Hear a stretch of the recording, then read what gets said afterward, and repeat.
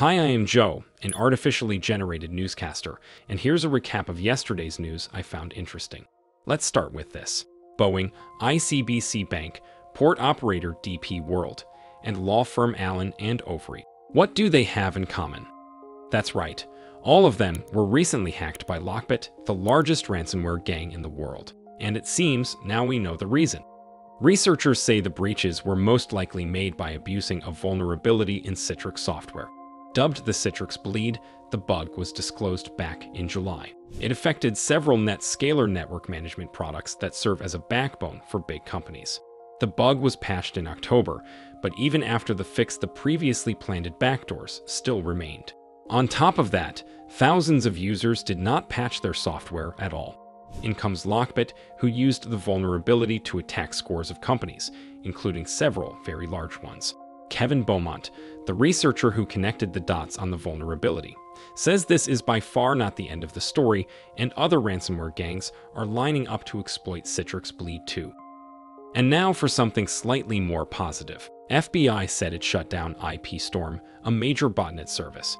Botnets are hordes of zombie devices, from computers to smart fridges, infected with a particular strain of malware. They all can be directed to send requests to a particular server, overloading and crashing it. This is called DDoS attack, and it's the main tool of many low-level cyber gangs. IPStorm operated since 2019 and has been selling DDoS capability for pretty competitive prices and racking up over $500,000 in revenue. That was until its creator, a Russian and Moldovan national, was caught by law enforcement. He pled guilty and now faces 10 years in prison. The feds say they collaborated with the police from Spain, Puerto Rico, and a bunch of security companies to completely dismantle the botnet.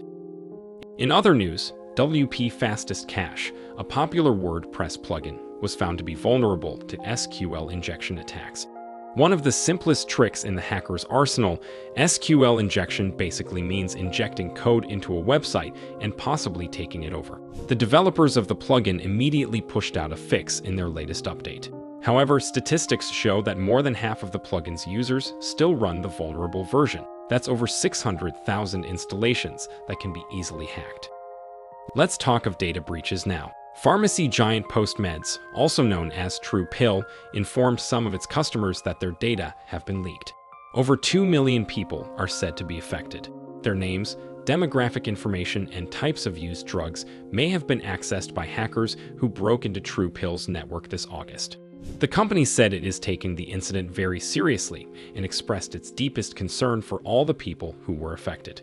Such data breaches may lead to cases of identity fraud. Usually, companies promise to provide identity theft monitoring services if something like that happens. TruePill decided to get away with just expressing concern.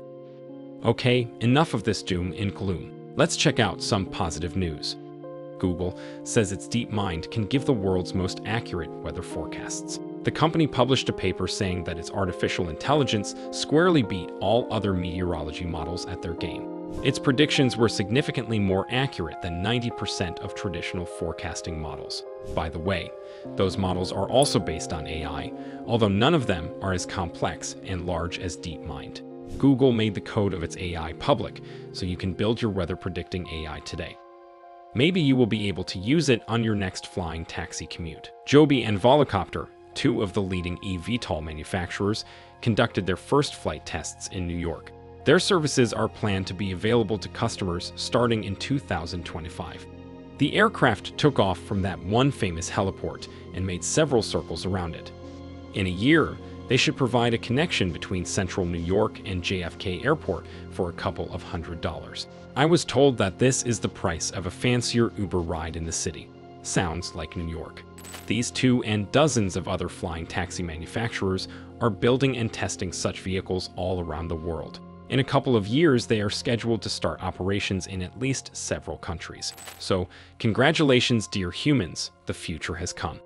And that's it for today. Check out these videos where I talk about the recent Lockbit attacks, and see you in the next one.